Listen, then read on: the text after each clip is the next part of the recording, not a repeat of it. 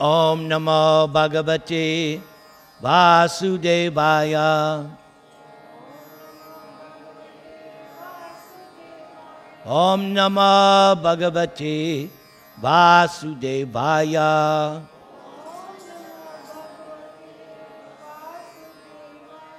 Om Namo Bhagavate Vasudevaya.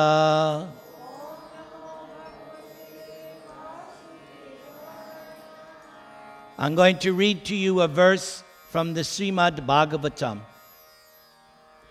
and I'll explain it. Then after that, we will have Arti, and Pandit Ji will lead us in the Kirtan. Can you do that, Pandit Ji? Yes? Thank you. Thank you very much. And then, after Arti, special Nrsimha prayers by my better half. On this Thanksgiving Day, I must thank my wife. Those of you who know me, I am not shy about telling the world how great a wife I have. She is great. First of all, she is a devotee of Krishna above everything else. Number two, she has sacrificed, she has served, she has taken care of me, and as I've said many hundreds of times all over the world, she is irreplaceable. If I was to replace her, I would need 12 wives to do what she does. So I'm grateful to my spiritual master and to Krishna for allowing me to have this beautiful devotee, wife, mother, as my spouse. I bless you. May Krishna protect you, maintain you, and may all your desires in this life be fulfilled. All right. So, in the Srimad Bhagavatam, what is Srimad Bhagavatam? It is the science of God. Just there's a science of biology, chemistry, so many sciences. Srimad Bhagavatam is the science of God. If you read Srimad Bhagavatam, page after page after page, you will be understanding the postgraduate knowledge of God. There are 12 cantos. The most important is the 10th canto, where we get a full explanation of a verse in the Bhagavad Gita. Janma karma cha me divyam evam yo veti tatvataha. Krishna says, if you understand my birth and activities, then you're not coming back to this material world. You will go to my abode. So that Janma karma cha me divyam is all there in the 90 chapters of the 10th canto. There are 10 subject matters of Srimad Bhagavatam, 18,000 verses, 335 chapters. But you just need one verse, one line of Srimad Bhagavatam, you can achieve full perfection. That is how potent is Srimad Bhagavatam. Nigama Kalpatura Galitang Phalam. There is a tree of knowledge. And there is a ripened fruit. You all Indians, you know, what's the best fruit? Mango. But what kind of mango you want? Green or the red, orange mango? You want the ripened mango. The other one you use for pickle. But to eat nice mango, I know we're all hungry, right? Okay. I'm not going to speak for 4 hours. Just 2. No, just joking. So in this tree of knowledge, the ripened mango fruit of this tree, Srimad Bhagavatam. You have Srimad Bhagavatam? Sachi Dulal? So if you don't have Srimad Bhagavatam, see my assistant, Sachi Dulal Das. He'll set you up with Srimad Bhagavatam. So there's a narration in the 4th canto how Lord Shiva was blasphemed in a sacrifice. His wife at that time was Sati. It's another form of Durga Mata. So her father was the great Prajapati Daksha. But he did not like Shiva. He only married Shiva because Lord Brahma coerced him. Otherwise he was not, and Sati was his pet. He had so many daughters. Sati was his pet. And Lord Brahma induced Daksha, you should give this Sati to Lord Shiva. Because Brahma is all-knowing. He knows Sati is the eternal consort. She cannot be married to anyone else. Just like Radha and Krishna. You'll not see Radha with anyone else. She's with Krishna. Finished. So, Durga, Shiva, they're always together. Husband and wife. Now she's taken this form of Sati, daughter of Daksha. So Daksha, when he entered the assembly, he was very puffed up because Lord Brahma had given him a prestigious position. And in the assembly there were demigods and rishis and great powerful personalities. And when Daksha walked in, he was glowing. Everybody stood up in respect of Daksha, but not Lord Shiva. Why didn't he get up? He was in samadhi meditating on somebody in his heart. That somebody in his heart, what's his name? Yes, Krishna. He was in samadhi meditating on Param Atma.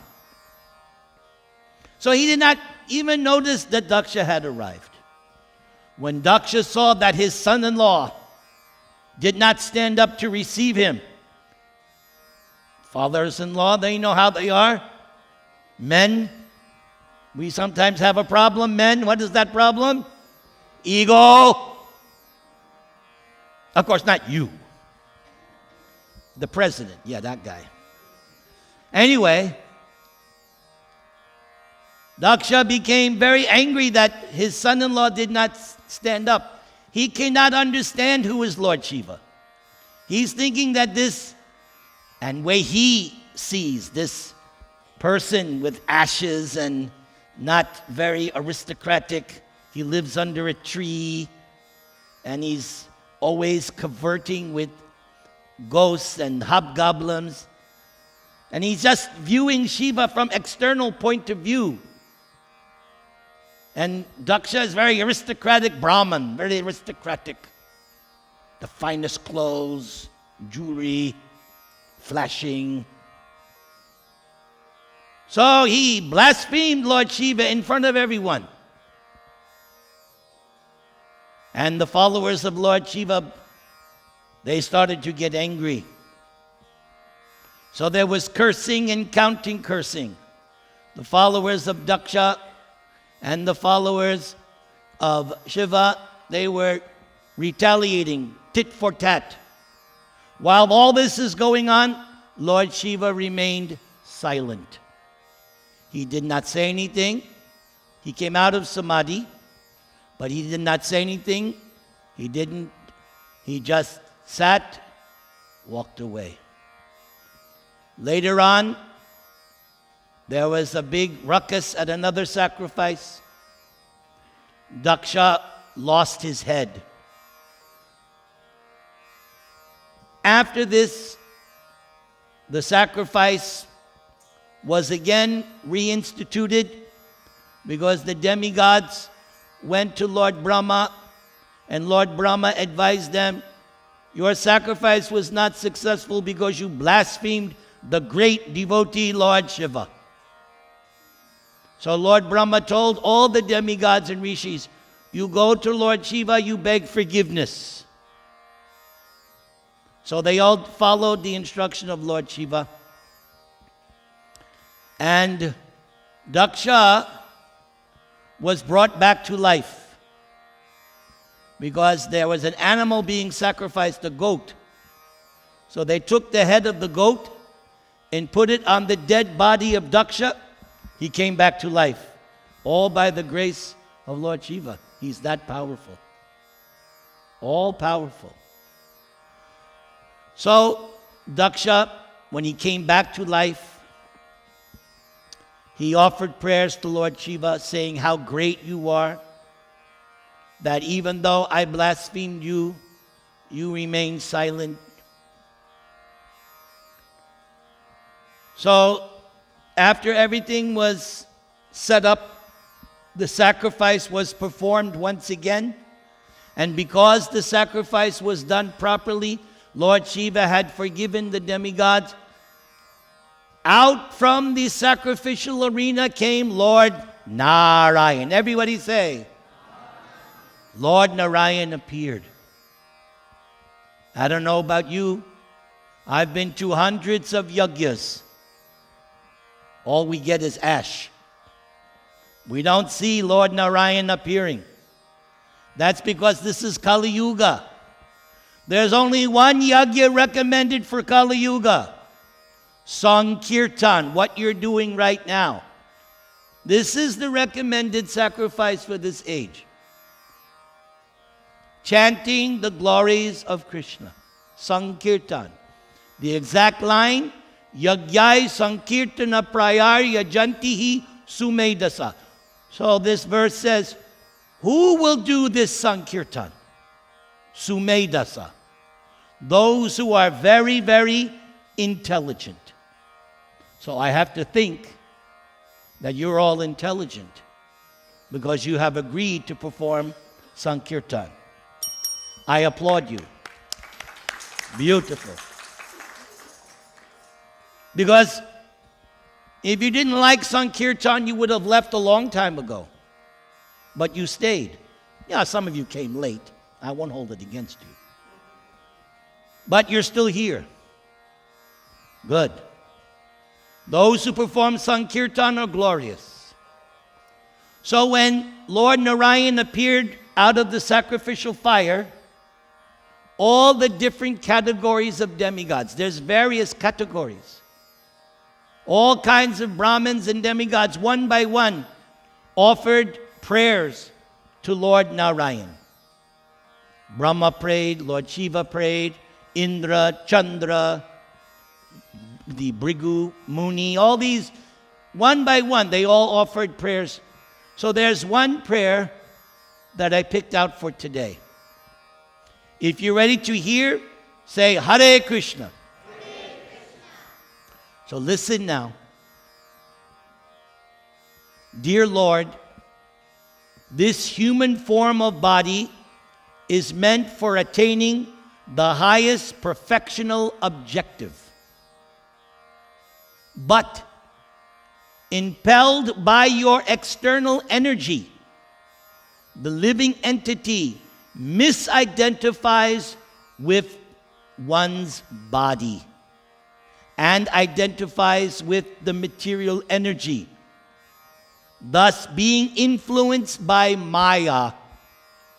One wants to become happy by material enjoyment, and thus one is misled, being always attracted by temporary, illusory happiness. O Lord, your transcendental activities are so powerful that if one engages in hearing and chanting those topics, one can be delivered from illusion. There's a lot in this verse. I will quickly explain it, then we'll have Arti. Give me a few minutes. Is that all right? Thank you. You are intelligent. Come and get blessings. This is Narayan Das. Very intelligent. Very good. So, the first statement by the Vidyadharas. The Vidyadharas are a certain type of demigod. They say that this human body, what's it meant for? Achieving the highest perfectional objective. And in the verse they pointed out that is not anything material. It's spiritual. The highest perfectional objective is even beyond moksha. All of you know this word, moksha, liberation. Even that is not the highest perfectional objective. The highest perfectional objective, love of God. Prema Pumarto Mahan. That's the Panchama Purusha Artha. Dharma, Artha, Kam, Moksha, that's 4. But there's a 5th perfectional objective, love of God. So what did the Vidyadhara say? Instead of pursuing that, we become entangled by the material external energy. And what does that mean? I identify with my body. Same thing Krishna points out in the beginning of Bhagavad Gita. You should know Bhagavad Gita. Now I'm going to see. Who reads Bhagavad Gita every day? I got you. You all get an F. Everyone should be reading Bhagavad Gita every day instead of watching CNN, Fox Noise, and all that other stuff. You should be reading Bhagavad Gita. All right, I'll calm down. Hare Krishna. Oh, and there he is. Show him. There's Bhagavad Gita. Very good. Right on cue. So the very first lesson of Bhagavad Gita, Arjuna is confused. Arjuna is in illusion. But Arjuna is intelligent. He says to Krishna, I surrender. You are my guru. Instruct me. First thing Krishna says, you're not your body, Arjuna. You're not your mind. You are eternal soul. That's who you are. So yes, the conditioned soul identifies, I am man, I am woman, I'm American, I'm Indian, I'm this and that. No. Just like it would be foolish to say, oh, I am my kurta. I'm not my kurta. No. But Krishna uses that analogy. Your body is just like your clothes. When your clothes get holes in it, you get a new set of clothes. Later on in Bhagavad Gita, Krishna says, the body is just like a car. So you're not driving the same car you drove 20, 30 years ago. You upgraded. You got a better car. No? Yes, okay. So Krishna says the same way, you're changing bodies. But you're not your car. You're not Mr. Mercedes. You're not Toyota Avalon. If I came up to you and said, hello, Honda, you would think, what's wrong with Narendra? He's gone crazy. But that's exactly what we're doing. We're identifying with this body. It's as stupid as saying, I am my car. And that's exactly what we say when you get in an accident. You hit me. Don't we say that? Yes, that's also illusion. So this is very important. The first lesson of transcendental knowledge. You're not your body. And the next thing the Vidyadharas point out. Subsequently, because I identify with my body, I then pursue material enjoyment instead of the highest perfectional objective. Parents, you taught your children, or you're teaching your children to study hard in school, yes?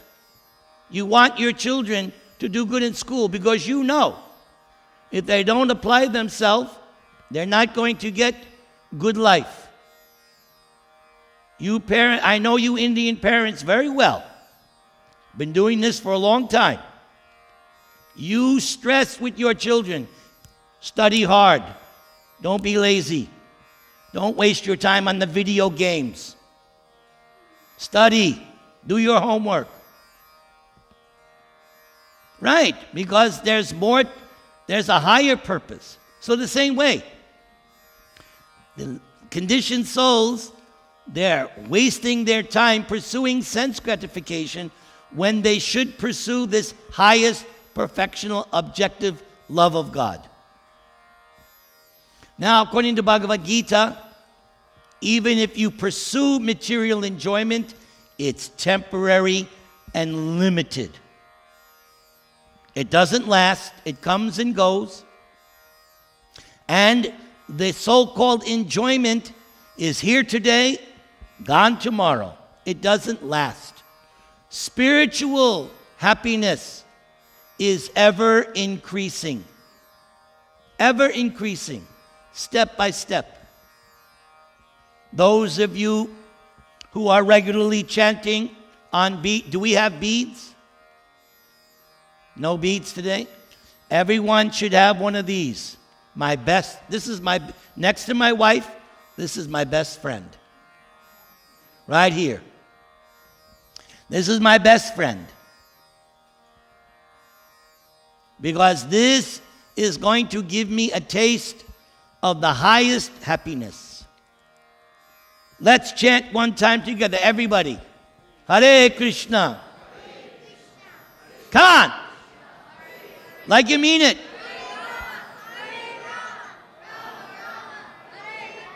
So, the Vidyadharas are saying, we are misled by the illusory energy, the material energy, diverting our attention, distracting us, when we should be focused on achieving the highest perfectional objective.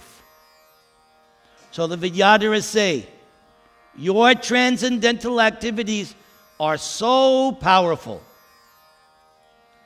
That is why we have such books as Bhagavad Gita and Srimad Bhagavatam. Because these books are very, very powerful. How powerful? I will tell you my own story. I was raised, obviously, not in a Hindu family. I knew nothing of Hinduism when I was up until 22 years old. I didn't even know there was such a thing as Hindu. I didn't know anything. All I knew was baseball and the Beatles, and I didn't know anything. Then one day I got one of the books that Sri Sachi Dulal is selling right there. One pamphlet, as soon as I read it, this is what I've been looking for all my life. I was 22 years old, frustrated, unhappy, miserable, disappointed, illusioned. But that one pamphlet, immediately I could detect, this is the real thing. 6 months later, I'm in New York City the bus station, Port Authority, all of a sudden this angel appears. And this angel gives me a book. What is it called? Krishna. Big book. I gave the girl $10. But when I tried to read it, there were all these big words, Shiro Dakashai Vishnu. And so I couldn't read the book. So I put it away. 2 months later, one night, I'm just about to commit suicide. I'm so miserable. It's midnight. I said, where's that book? So I found the book. I said, I'm going to read this book. So I'm sitting by myself. The door's closed. Chapter 1. I guess by now I could read the words. Something happened. Chapter 2. Chapter 3, 4, 5. By the time I got to chapter 6, it's 3 o'clock in the morning. Chapter 6 is where Krishna kills Putana. After reading that chapter, I closed the book. I'm joining this Hare Krishna movement. That's how powerful these books are. Be careful. It can change your whole life. That was 1973. Since then, I've traveled all over the United States. I've been to South America, South Africa, Australia, India several times. From reading one book, I have traveled the world. It's been an amazing life story, all from reading one book. These books, Prabhupada's books, are so powerful. So when the Vidyadharas say, these are so powerful that if one engages in hearing and chanting, one can be delivered. I can testify to this. I will go to my grave. Yes, one can be delivered by these books. So don't waste time. You only have a few more years. Don't waste it. Read Bhagavad Gita. Read Srimad Bhagavatam. Read about Krishna. Read, and of course, always chant. Together, Hare Krishna, Krishna Krishna, Hare Hare. Hare Rama, Rama Rama, Hare Hare. Okay? See, that wasn't so bad. Everybody okay? Everybody happy? Good. Now we will do Arti. Panditji will lead us in the kirtan and play his harmonium. So make sure he has microphone. And what happened to my wife? She's supposed to do the Arti.